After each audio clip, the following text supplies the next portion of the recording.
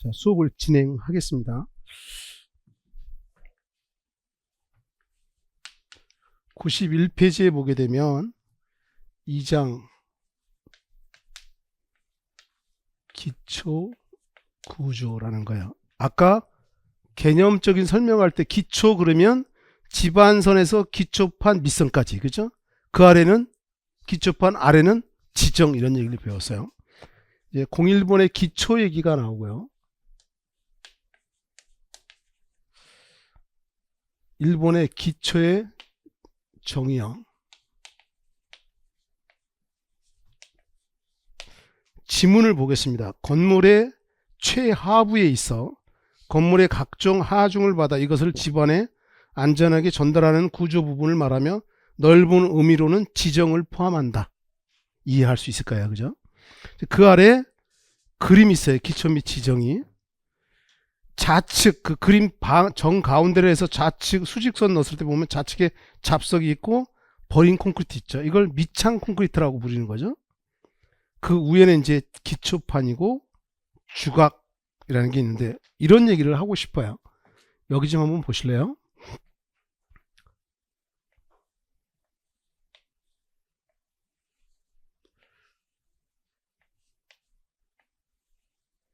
이게 기둥이고 그 아래 이제 기초판이 이렇게 있겠죠.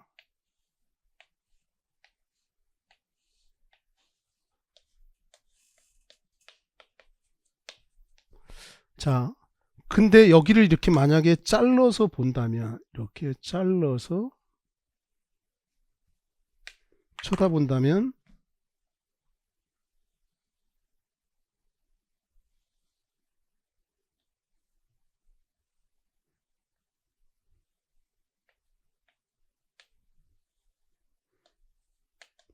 이런 모습으로 나와 있는데, 여러분 교재 보면 이렇게 빗선도 있잖아요. 그죠? 여기다 한번 넣어보면요.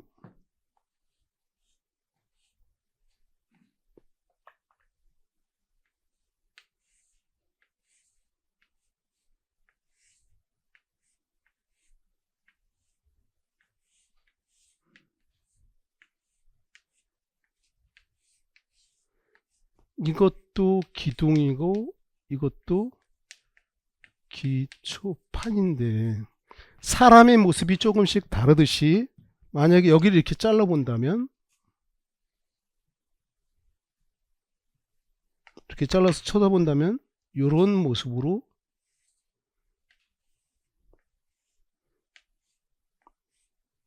만들어질 겁니다. 단면도의 모습이. 그러니까 옛날에 이런 스타일을 썼어요. 우리 양복도 넥타이도 보면 이 넥타이 폭이 넓을 때도 있고 좁을 때도 있잖아요. 양복도 그렇듯이. 그러면 왜 이렇게 했냐면 옛날엔 철근 콘크리트가 가격이 비쌌어요. 그럼 만약 여기까지 이렇게 치면 이 부분은 힘을 전혀 못 받는데 아깝더라는 거야. 그래서 거푸집을 쳐가지고 이 콘크리트를 아꼈다는 거지. 요즘은 인건비가 비싸잖아요. 이거 거푸집 칠려면 공사도 힘들고 더 힘들더라는 거지. 그래서 아예 이렇게 직각으로 만들었다는 거예요. 그래서 이거 고민할 필요 없고, 다만 내가 얘기하고 싶은 건 이게 기둥이고 이게 기초판인데, 기둥과 기초판이 만나는 이 부분을 갖다가 우리가 주각이라고 한다는 거예요. 이걸 주각이라고 한다는 거예요. 주각. 이해할 수 있겠죠?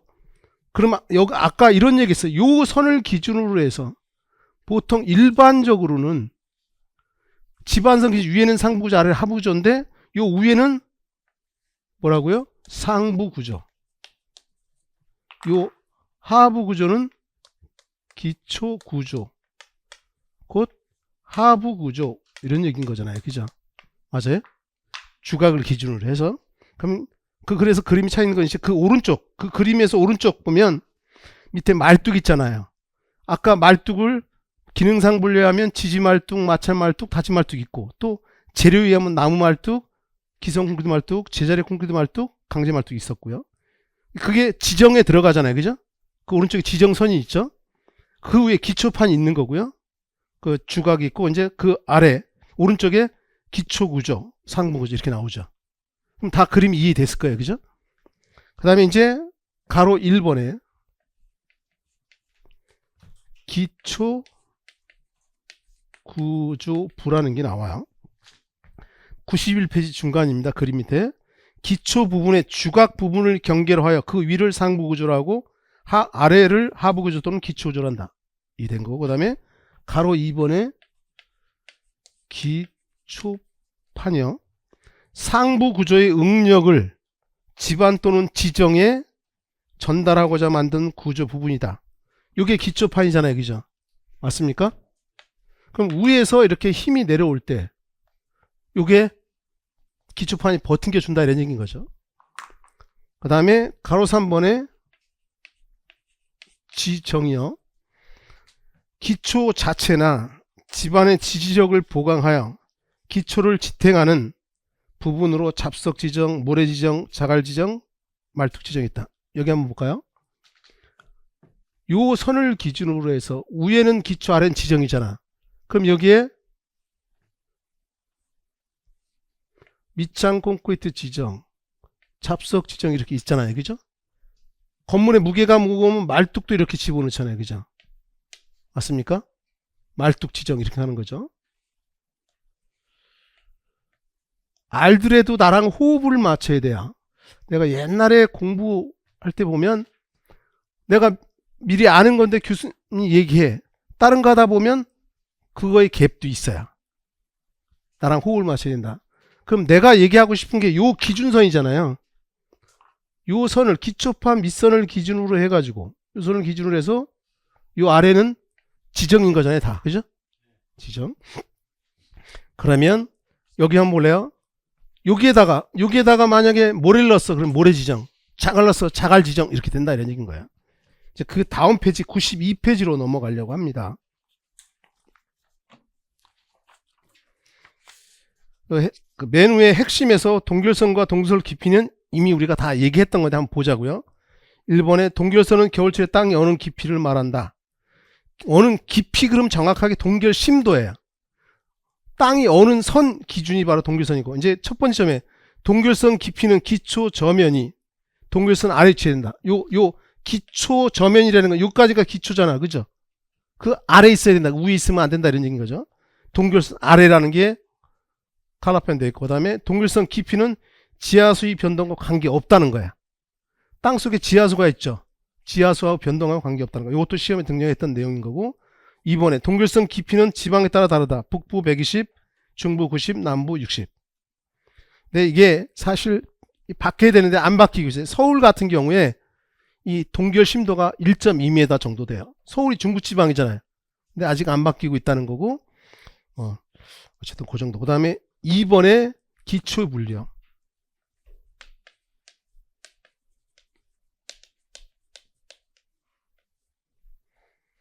아까 확인했던 거죠. 기초판 형식에 의해서 오른쪽에 보면 독립기초, 복합기초, 연속기초, 원통기초 다 설명됐던 거죠. 그 다음에 기초판 형식 아래 보면 지정 형식이 보면 직접기초, 모래 넣으면 모래 지정, 자갈 넣으면 자갈 지정, 잡석 넣으면 잡석 지정, 밑창 넣으면 밑창 지정. 그 다음에 말뚝의 기능상 지지말뚝, 맞자말뚝, 바지말뚝, 재료상 나무, 기성콘크리트, 현장 콘크리트 말뚝, 강제 말뚝. 현장 콘크리트 말뚝이 제자리 콘크리트 말뚝이라고도 하는 거고, 그 다음에 깊은 기초는 나중에 자세히 그림 그려서 보실 거다. 우물통 기초, 잔망 기초가 있다. 이제 그 다음 페이지 93페이지입니다.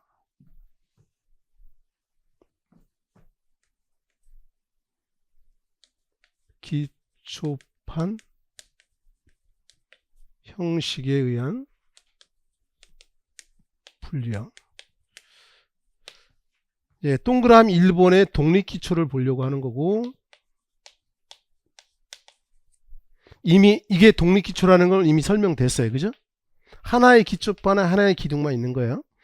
그 기억지문에 하나의 기둥을 한 개의 기초판으로 지지하는 기초라는 거고, 그 다음에 니은 지문에 기초의 치마가 고르지 않아 부동치마의 우려가 있으므로 지중보로 연결한다. 지중보 가르고 기초보라고 했는데 여기를 한번 볼까요? 요 니은 지문을 좀 기억을 해야 되는데, 요 지문을요. 여기다가 한번 넣어볼게요. 여기다가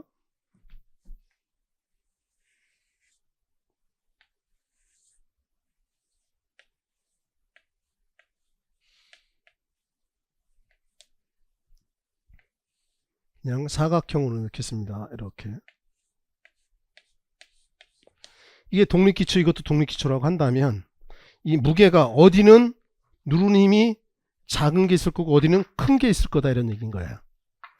그러면 이쪽이 처질 거다 이런 얘기인 거죠. 그러면 부동치마 현상이 잘 발생한다는 거야. 그럼 부동치마가 안 생기려면 이 주각 부분을 이렇게 해서 보로 이렇게 수평부재잖아요. 그죠? 요걸 갖다 우리가 부를 때 지중보라고 해요. 지중보를 설치에 딱 붙잡고 있으면 내려가려고 하는데 잘 안 내려갈 거 아니에요. 그죠? 이 지중보를 기초보라고도 한다는 거죠. 부동치마 방지하는 것에 좋은 거죠. 독립기초에서. 좀 이따 나오겠지만 부동치마 방지에 제일 좋은 건 온통기초야. 매트기초. 그러면 주각 부분을 서로 연결하는데 이게 왜 지중보냐? 이게 땅지자야. 땅 속에 있는 보 이런 얘기인 거예요. 그죠? 그러면 그 아래 동그라미 2번에 복합기초요.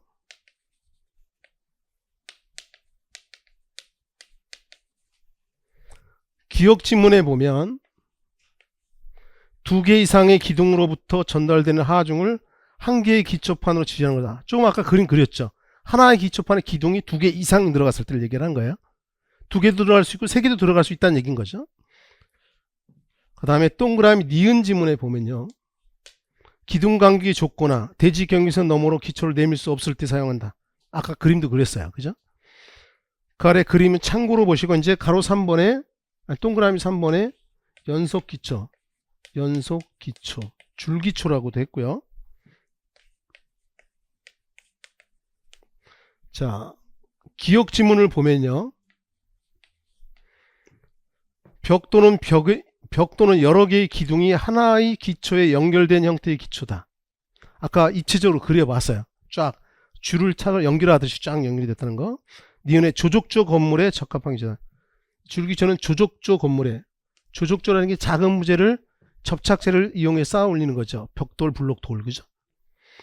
그 다음에 그 아래 동그라미 4번에 온통기초 얘기가 나와요.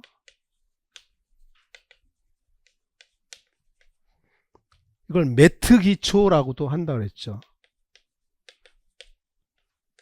또는 발음의 차이인데 메스기초라고 해요. 티읕 발음이 스, 더 이런 발음 나니까 메스기초라고도 하고, 그 다음에 거기 노란색 칼라펜 있죠. 이게 별표돼 있잖아요. 그죠?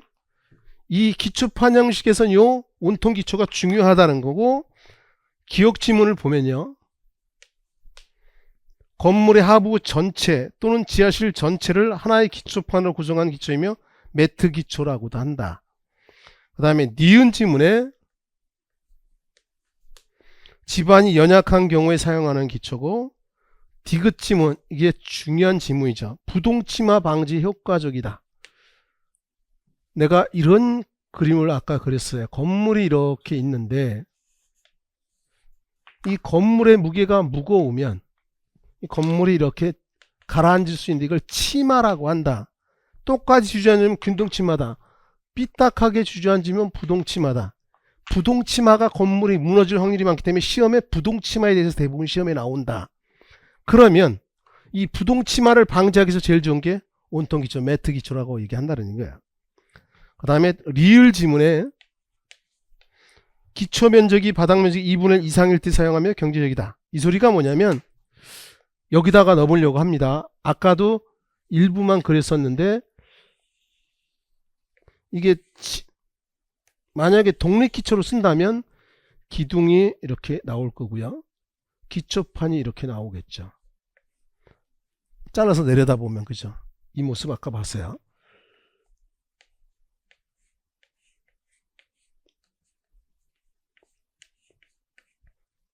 간단하게 기둥만 넣을게요. 만약에 이렇게 있다라고 하면 독립기초를 다 하려면 거푸집을 짜야 될 거 아니야. 그러면 인건비가 비싸진다는 거야. 그럼 이 전체 면적을 반을 기준해서 50% 이상이면 아예 온통 기초를 쳐버리는 게 돈이 더 싸다는 거야. 이해할 수 있어요? 이 지하실 온통 기초, 이제 독립기초를 했을 때 2분의 1 이상이야. 그러면 독립기초 50% 이상이다. 그러면 아예 전체를 다 콘크리트를 그냥 쳐버리는 게 매트 기초가 더 싸게 맥힐 수 있다는 거야. 그리고 온통 기초로 하게 되면 부동침화 방지에도 좋겠죠. 이렇게. 이제 그 다음 페이지 넘겨보시면 94페이지입니다.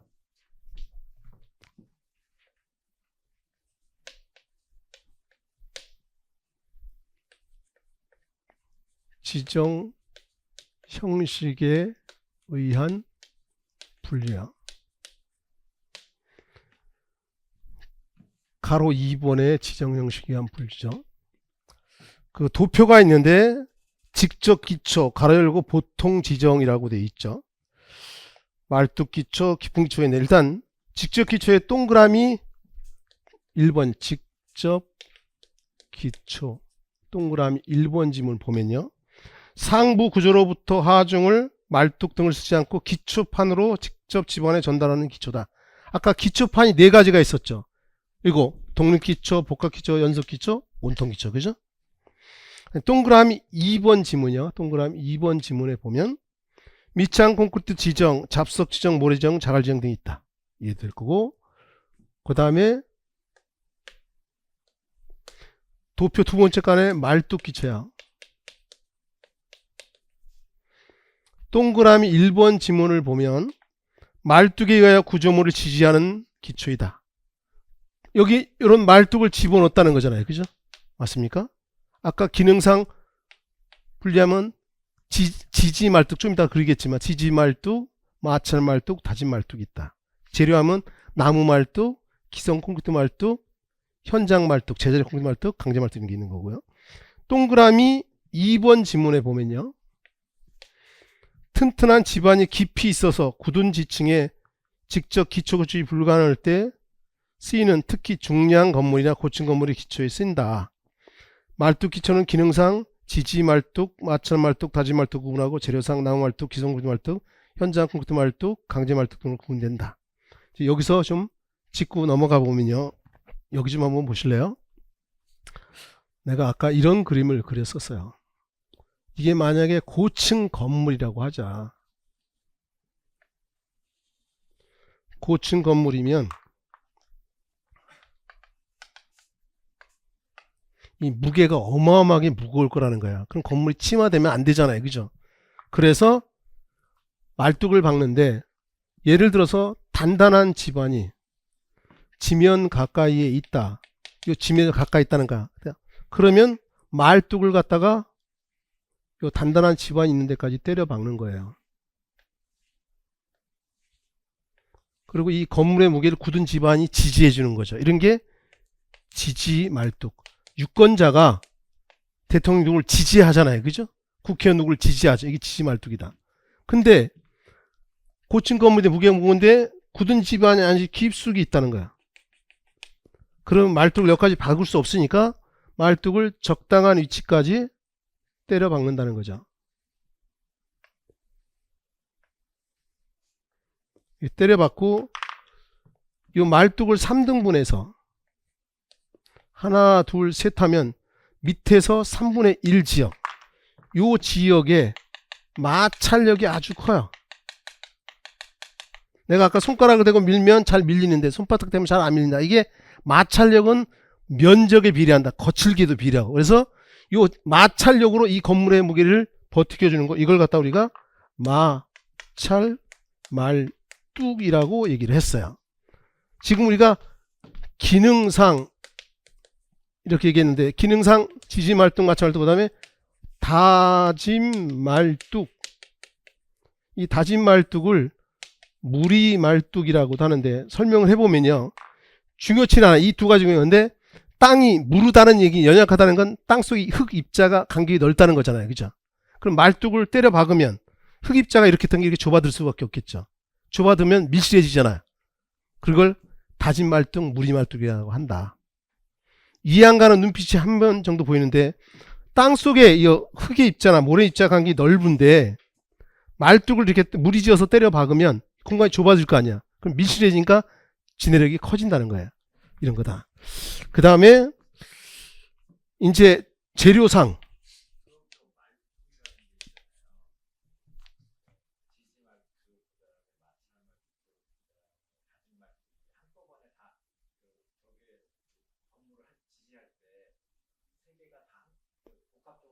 아닙니다. 이제 나중에 배우겠는데 기본서에 가서 배우겠지만 지지말뚝 쓰려면 다 지지 써야 되고 마찰말뚝 쓰려면 다 마찰말뚝 써야 돼요. 똑같은 거를. 그러니까 이제 적극적인 건 좋은데 어쨌든 내가 오늘 수업 나갈 페이지가 98페이지까지 나가야 돼요. 진도상 5번에 맞춰서 끝내려고 하면. 자, 일단 됐고 이제 재료상 보면요. 아까 나무, 말뚝 당연히 지정이겠죠. 맞아요? 그 다음에 기성, 콘크리트, 말뚝 지정. 여기 볼래요? 기성 콘크리트 말뚝은 여러분들이 전보산태 한번 떠올리시면 돼요. 전보산태. 혹시 전보산태 철근 콘크리트 만든 거 보면 속은 비어 있어요. 이 겉에는 철근들이 다 들어가 있고 이게 기성품이라고 이미 만들었다는 공장에서 대량 생산을 운반해서 가서 때려 박는 거다 이거지. 그 다음에 현장 말뚝 지정. 이게 제자리 콘크리트 말뚝 지정 이랑 똑같은 거야. 아까 현장 말뚝 그래서 왔잖아요. 그죠? 그 다음에 강제 말뚝 쇠로 만든 거 이렇게 또 구분된다 이런 얘기인 거죠. 더 세부적인 것도 있는데 여기서 다른 게 지금 입문서 과정인 거니까 이런 거다. 그 다음에 이제 그 아래 이제 깊은 기초가 있는데 이쪽에다 정리하려고요.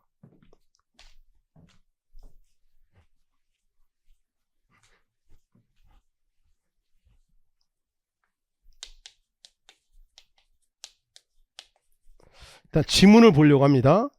깊은 기초요. 기초 집안의 지지력이 충분하지 못하거나 치마가 과도하게 일어나는 경우에 말뚝, 우물통, 자맘 등의 깊은 기초를 설치하여 지지력이 충분히 큰 하부 집안에 상부 구조물의 하중을 전달하거나 집안을 개량한 후에 기초를 설치하는 방식이다 그랬죠. 자, 우물통 기초. 그래서 거기 보면 영어로 웰이라고 돼 있죠. 웰 포인트 공포인트 웰이 우물통이라는 건데 여기 한번 보자고요. 그 다음에 자 잠함 기초 일단 써놓고요. 잠함 기초 케이슨 기초라고 하는데 자 우물통 기초는 이런 거예요. 예를 들어 볼게요. 옛날에 우리가 상수물이 없었으니까 지하수 퍼서 먹을 거 아니에요. 우물 만들어서 그죠? 두레박으로. 그럼 땅을 파내는데 여기다가 땅 파서 파내고 자갈들 넣죠. 또 이런 식으로 계속 이렇게 자갈을 싸가지고 여기까지 원하는 깊이까지 가서 여기 물이 나오면 지하수 때문에 이렇게 물이 고일 거다 이런 얘기인 거죠. 그럼 두레박을 이용해서 물을 퍼서 올렸다 이런 얘기인 거죠. 우물처럼 만들어진대. 그럼 우물통 기초는 어떻게 만드는 거냐? 큰 콘크리트 관. 어렸을 때 보면 술래잡기도 하고 이랬던 거 있을 거예요. 큰 콘크리트 관.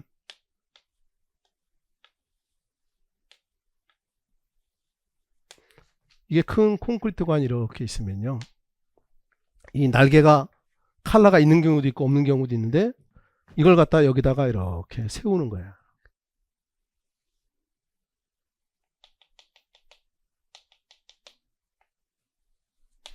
그리고 사람이 여기 이렇게 들어가서 땅을 파서 버켓으로 밖으로 빼내요. 그러면 이게 요 아래로 이렇게 내려오겠죠. 그 다음에 또 갖다 올려요. 그리고 또 넣죠. 그리고 또 갖다 넣고 이런 식으로 해서 원하는 깊은 기초까지 파서 들어가는 거예요. 그리고 여기다가 철근을 배근하고 콘크리트 벗어 만들어요. 이게 깊은 기초다 이런 얘기거죠. 이게 우물통 기초. 그러면 잠암 기초는 이게 영어로 케이슨 기초라고 하는 건데 크게 두 가지가 있어요. 개방 잠함 있고 용기 잠함이라는 게 있어요. 이제 나중에 기본서에 보면 다 나오게 될 건데 일단 어떤 건지 내가 맛배기를 보여주는 거야. 어떻게 접근하면 되냐면 잠수함을 떠올려 보세요. 잠수함에 물을 채워놓으면 가라앉잖아요. 물을 버리면 부상할 거고요. 그죠? 그러면 이 개방자망은 땅이 좋을 때 쓰는 건데 지반선이 여기 있어요. 그러면 지상에서 지반선 위에서 지하층을 미리 만드는 거예요.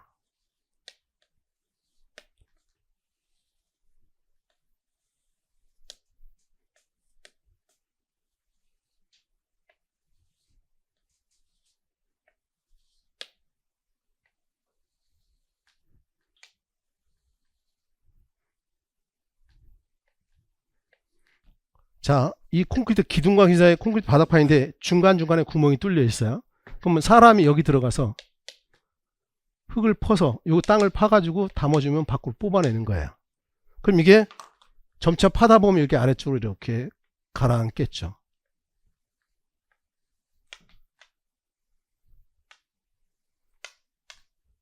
그럼 기둥이 있고 바닥판도 있는데 없는 데도 있어요.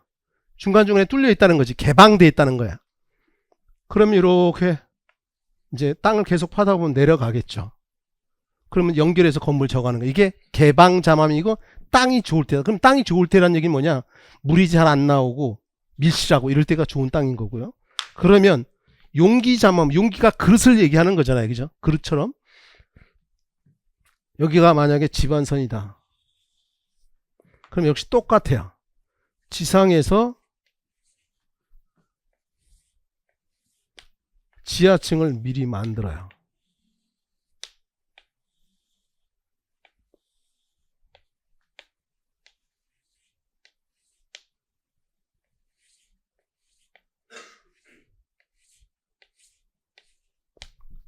요 밑에 다 콘크리트 바닥이 있는 게 아니라 비어 있는 부분도 있거든요. 그럼 사람이 내려가서 작업을 해서 땅을 퍼서 밖에서 버립니다. 근데 이게 꽉 차 있는데 요 겉에다 물을 채워요. 물을 채울 수 있다는 건 밀폐되어 있다는 거잖아요. 그죠? 땅을 계속 파면서 내려가는데 이게 밀폐되어 있으니까 공기가 잘 안 통할 거 아니에요. 그죠? 뚫려 있어도. 그죠? 그러면 지식사한다는 거지. 그래서 여기다가 펌프를 이용해서 공기를 주입해 줍니다. 공기를. 근데 작업도 2시간밖에 안 해요. 규정이 돼 있어. 우리 노가다 힘들다고 하잖아. 2시간 작업하거나 힘들 거 아니야. 그럼 다른 인부를 교체해 줘야 된다는 거야. 그러면 이게 훨씬 힘들 거예요. 단 이제 원하는 깊이까지 내려갔으면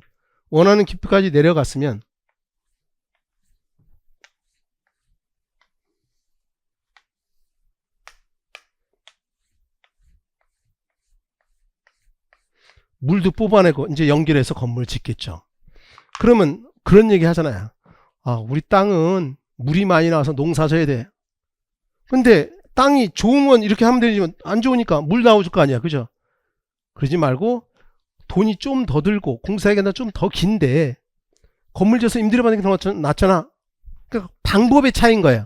개방자맘하고 용기자맘은 방법의 차이다. 땅이 좋은지 나쁜지 따라서 선택하는 거다. 이런 얘기인 거예요. 이런 거다. 이게 깊은 기초다. 이제 다음 페이지 95페이지에 보면 집안 얘기가 나와요.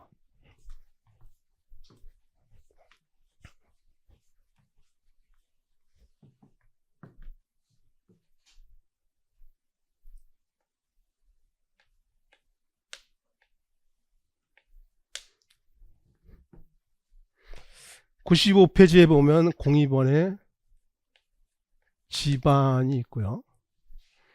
가로 1번에 집안 조사요.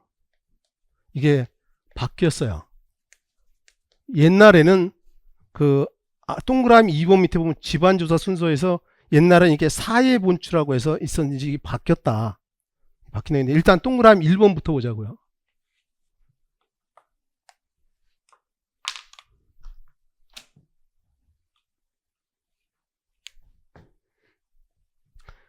동그라미 1번에 집안조사의 목적이요. 토질의 성질, 지층의 분포, 지하수위 등을 조사하여 가장 안전하고 경제적인 기초구조를 만들기 위해서 집안조사를 한다. 이 건물을 여기다 이렇게 앉히려고 하는데 이 아래로 확인해 어떻게 되는지 알아야 거기에 맞는 건물을 맞춰서 거기에 기초를 할 거니까. 당연한 거예요. 그죠? 그 다음에 동그라미 2번에 집안조사 순서요.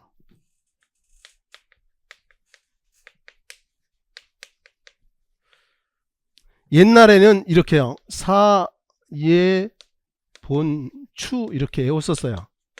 이게 사전조사, 예비조사, 본조사, 추가조사 이렇게 했는데 이게 바뀌었다는 거야. 이렇게 바뀌었다는 거야. 그렇게 여러분 도표에 보면 예비조사가 맨 앞에 있죠. 예비조사. 좀 내려서 쓸게요.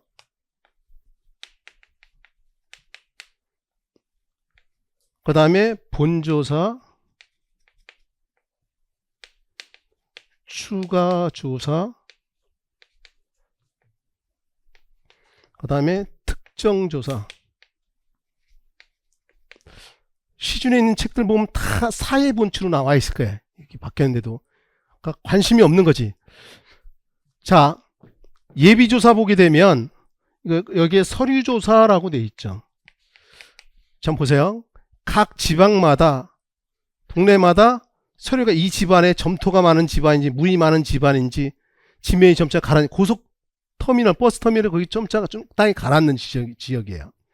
처럼 서류로 다 이제 자료가 있어. 그럼 그 서류를 조사하는 걸 예비조사라고 한다 이런 얘기인 거예요.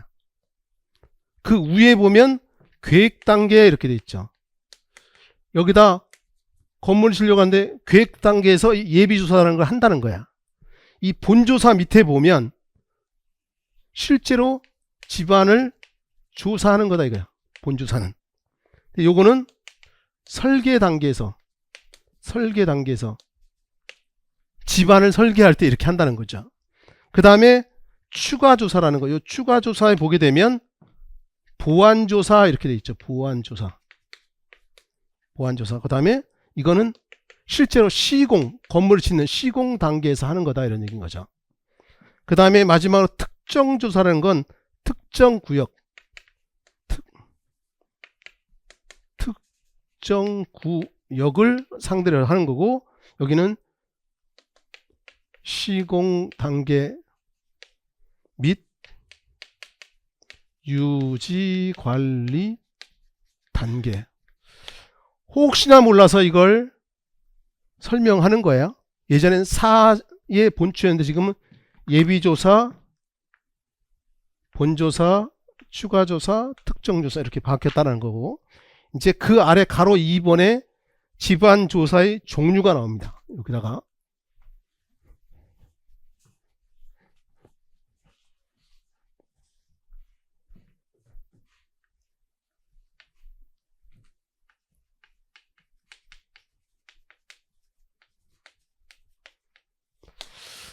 집안조사의 종류가 있고 도표로 나와 있어요. 좌측에는 구분이 있고 오른쪽에 집안조사 방법인데 한번 보려고 합니다. 지하탐사법. 일단 이걸 보기 전에 여기 좀 한번 볼래요? 왜 집안을 조사하는 게 목적이 나와 있잖아요. 그 위에 1번에 보면, 그죠? 거기 보면 그 맨 위에 동그라미 집안조사 1번에 보면 목적이 나와 있죠. 토질의 성질이라든가 지층의 분포, 지하 수위가 어디쯤에 있는지 이런 것들을 다 만들어 갖고 그 집안에 이런 건물을 지으려고 하는데 거기에 적합한 기초를 만들려고 한다는 거예요. 그죠? 당연한 거잖아요. 상식적으로. 지하탐사법이라는 게 있고 거기 보면 짚어보기. 지금 이런 거 안 하는데 이제 시험에 집안조사 광고에 아닌 건 뭐냐라고 나올 수 있기 때문에 보는 거예요. 터파보기. 그 다음에 물리적 탐사법. 자, 설명을 한번 해보겠습니다. 이 짚어보기는 공사 현장 경험이 많은 현장 소장이 쉽게 하면 쇠몽댕이 같은 거예요. 이거 들고서 위에서 내리 찍어요. 당 찍었을 때 밑에 안반 있으면 진동이 커지겠죠. 점토다 그럼 진동이 없겠죠. 그리고 이 아래가 안반이야, 점토 집안이야, 모래 집안 이렇게 알 수 있어요. 여긴 자갈이야 이렇게 알 수 있는 거다. 짚어보기. 옛날에 썼던 거고 지금 안 쓴다. 종류로만 기록뿐이지. 터파보기는 실제로 집안에 있으면 현장을 땅을 파는 거야. 이거 파보면 어디에 무슨 층 뭐가 있는지 다 알 수 있잖아요. 이런 게 터파보기 또는 시험 파기라고도 합니다. 요게 중요합니다.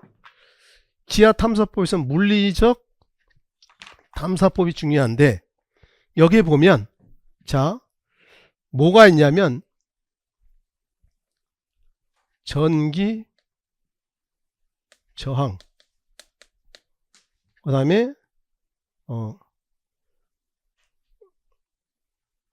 파괴 시험, 충격 시험, 폭약을 이용해서 하는 게 있고 여러 가지가 있어요. 근데 일단 전기 저항은 뭐냐면 이런 거예요. 땅 속의 현장이 미리 개설적으로 얘기하면 이건 현장이 큰 곳인데 계략적으로 하는가? 그러면 현장이 넓은 데서 지하를 조사하는데 일일이 다 확실하게 하려면 돈이 많이 들어갈 거 아니에요. 그래서 계략적으로 하는 건데 땅속의 현장에다 전기를 통과시키면 이게 안반에 전기가 닿았을 때 저항값하고 흙에 닿았을 때 저항값이 달라집니다. 그래서 전기저항법 요게 현장에서 제일 많이 쓰는 방법이에요. 돈이 싸게 들어가니까. 그 다음에 폭약을 이용해서 폭약을 터트린 겁니다. 현장에서 폭약을 터트리면 어떻게 해요? 진동이 생길 거 아니야. 그럼 진동 계측기를 가서 측정해서 진동 수에 의해서 이게 무슨 집이냐 이렇게 알 수 있다는 거지. 그러니까 초점은 물리적 지하 탐사법이 뭐냐? 현장이 넓은 곳에서 계략적으로 집안을 측정하는 거다, 조사하는 거다. 이렇게 기억하시면 되고, 이제 그 아래 이제 보링 얘기가 나와. 보링에 보면 오거 보링, 수세식 보링, 충격식 보링, 그 다음에 회전식 보링 이렇게 있는데 이 중에서 제일 중요한 거는 요 회전식 보링이 중요합니다. 회전식 보링이. 일단 보링의 개념을 여기다 설명을 한번 해보려고 합니다. 자, 집안선이 이렇게 있어요. 그럼 아까 얘기하기를 이렇게 땅을 파내는 걸 천공이라고 얘기를 했어요. 요 오고라는 건 송곳을 얘기하는 거야. 송곳처럼 생긴 걸로. 그래서 이 땅을 파낸다는 거지. 땅속을 파내면 어디서부터 어디까지는 무슨 층, 점토층, 모래층, 자갈층, 안바 이런 걸 알 수 있는 거죠. 근데 요 오고보링이 되는 것은 요 깊이가 한 연약 지반인데 한 10m 정도 깊이에 쓰는 거야. 그러면 수세식 보링은 저 숫자가 물숫자입니다. 땅을 파내는데 여기다가 땅속에 관을 때려 박아요. 안쪽에 때려 박으면 뇌관이라고 얘기를 해요. 이걸 뇌관이라고 하고 이게 내관, 그 다음에 외관을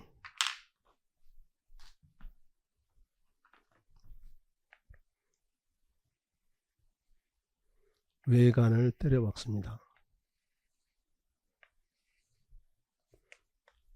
외관이에요. 그리고 그 옆에 침전 통이라는 게 있어요. 그러면 펌프를 이용해서 고속으로 수압으로 때리면 여기 있던 흙들이 부드러워질 거 아니에요. 그럼 펌프로 끌어올려서 여기다 채우는 거예요. 그런데 이거는 어디에서 어디까지 무슨 층 할 수가 없는 게 이게 섞여서 빠져나올 거 아니에요. 그죠? 그러니까 이거를 시료가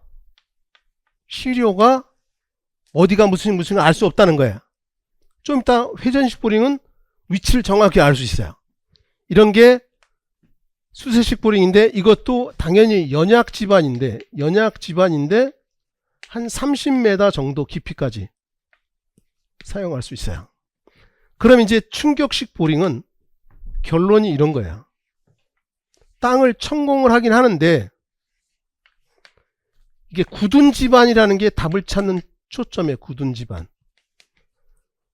지반이기 때문에 오고도 안 들어가고 그 다음에 물로 해도 안 된다는 거야. 그러면 충격을 가해서 파 들어갈 수밖에 없다는 거죠.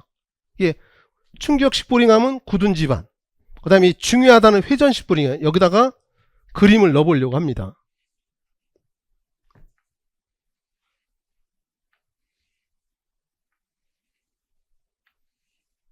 여기에 날개가, 회전 날개가 이렇게 있고요. 자, 보세요. 이 회전 날개가 돌아가면서 땅을 파가는 거야. 근데 요 가운데, 요 땅을 파내면서 요 가운데 있는 걸 이렇게 가운데 이렇게 땅을 파면서 가운데 관이 있어서 위로 뽑아져 나오는 거야. 그러면 어디서부터 어디까지는, 예를 들어서 점토층, 어디서부터 어디까지는 사실지반, 모래라고 쓸게요. 이 모래를 갖다가 모래사자를 써서 사실이라고도 합니다. 그 다음에 자갈층, 그 다음에 암반. 이건 굳은 지반이든 연약한 지반이든 다 쓸 수 있는 거고, 초점이 이걸 뽑아내면 우리 방앗간에 가면 가래떡이 나오잖아요. 그죠? 떡만 가래떡 빠져나오지 똑같이 빠져나온단 말이에요. 이렇게. 그럼 어디서부터 어디까지 이렇게 알 수 있잖아요. 그래서 이거는 주상도를 작성할 수 있어요. 주상도라는 게 이게 기둥주자야. 기둥처럼 이렇게 나오고 상태를 갖다가 어디서 약 1m나 뭐 1.5m나 해서 점토다 뭐다 알 수 있죠. 주상도를 작성할 수 있고, 불, 교란, 시료, 채취가 가능하다. 이 두 가지. 여기 보자고요. 교란이라는 건 섞인다는 거야. 이 수세식 같은 경우는 교란 시료입니다. 교란 시료. 근데 불교란, 이 불자가 아니 불자야. 섞이지 않는다는 거지. 어디서 어디까지 그대로 다 나오잖아요. 이 두 가지가 핵심적인 거다. 그러면 이제 이런 얘기를 하고 싶어. 집안 조사를 하는데 돈 많이 들어가면 안 좋아할 거 아니야, 건축주가. 그러면 계략적으로 하는 게 물리적 지하 탐사법이잖아요. 그죠? 공사 현장이 넓은 데 대해서 계략적으로 한다는 거야. 그죠? 근데 찜찜한 곳이 있을 거 아니야. 그럼 찜찜한 곳에 보링을 한다는 거야. 보링을 해보면 알 수 있잖아. 두 개 합쳐지면 싼 가격에 정확한 데이터를 얻어낼 수 있다는 거야. 개념을 이해해야 된다. 그 다음에 사운딩 얘기가 나와요. 여기.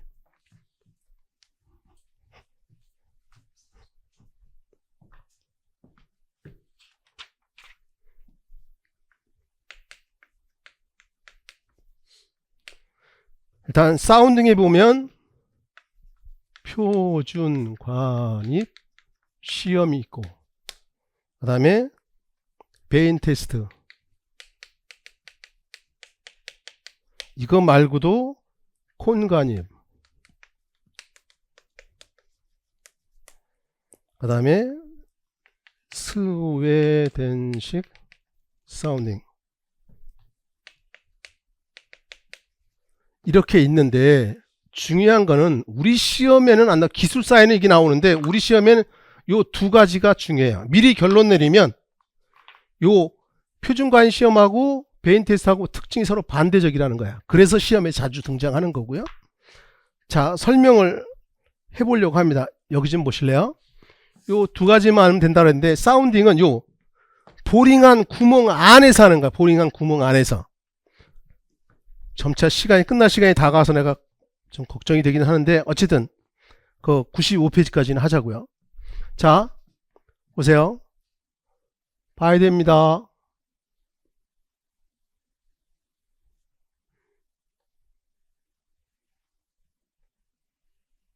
여기 천공을 했어요. 땅을 파냈다는 거지. 다 파냈습니다. 그러면 요 안에서, 요 안에다 하는 거다 이런 얘기예요.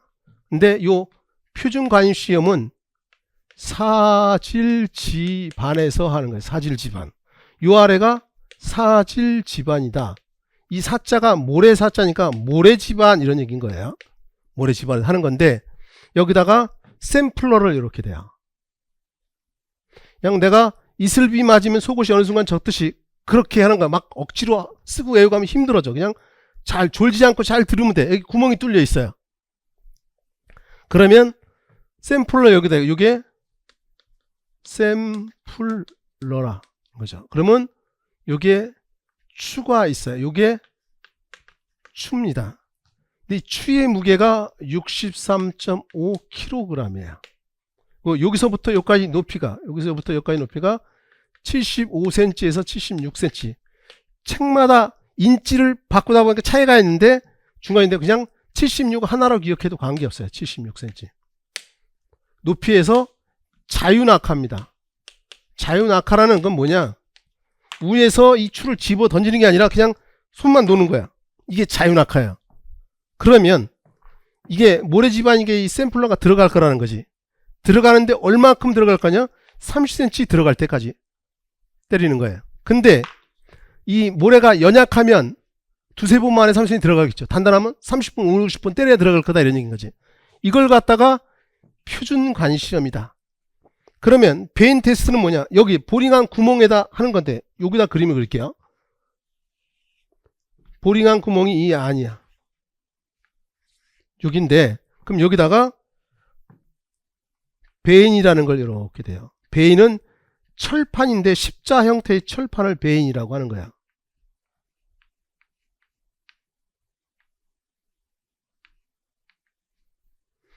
요게 베인이라는 거다. 일단 이 베인 테스트는 점토 집안에서 씁니다. 점토 집안. 이게 제일 많이 나왔던 얘기, 표준과외 시험은 사질 집안, 베인 테스트는 점토 집안인데 이걸 거꾸로 써놓고 답이 많이 됐다. 그러면 베인을 대고 여기다가 로드가 있어요. 로드라는 것은 막대야, 막대. 번역하면 막대를 대고 여기다가 베인에다 연결을 해요. 그리고 여기 손잡이가 이렇게 달려 있어요. 여기가 무슨 집안이라고 했어요? 점토 집안이라고 했어요. 그죠? 그러면 이게 점토가 연약하니까 요 손잡이를 잡고 꾹 누르면 들어갈 거 아니에요. 들어가면 이걸 손잡이를 회전을 시켜요. 그럼 회전시킬 때 회전이 잘 되면 어떻게 해요? 연약한 집안이라는 거겠죠. 단단하면 안 들어갈 거고. 그러니까 이 베인 테스트는 연약한 점토 집안, 여기다 연약한 점토 집안에서 점착력을 갖다가 평가하려고 쓰는 거야. 만성하게 친다 그러면 표준과외 시험 사질 집안, 베인 테스트는 점토 집안, 이게 기본이다 이거야.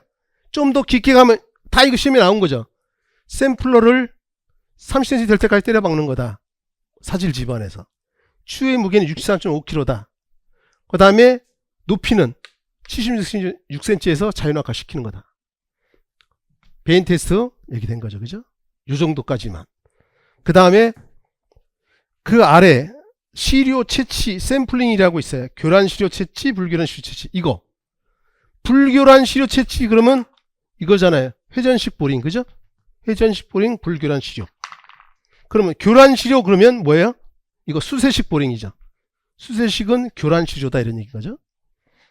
그 다음에 토질 시험, 물리적 시험, 역학적 시험인데 우리 시험에 나올 일도 없고 혹시나 나오는 거 그냥 지내력 시험이 나요. 제야 시험, 말뚝 제야 시험, 말뚝 시험. 이 지내력 시험은 이제 그 다음 페이지 보면 지내력 시험에 나와요. 근데 오늘 시간이 돼서 오늘 수업은 여기까지 하려고 해요. 95페이지까지.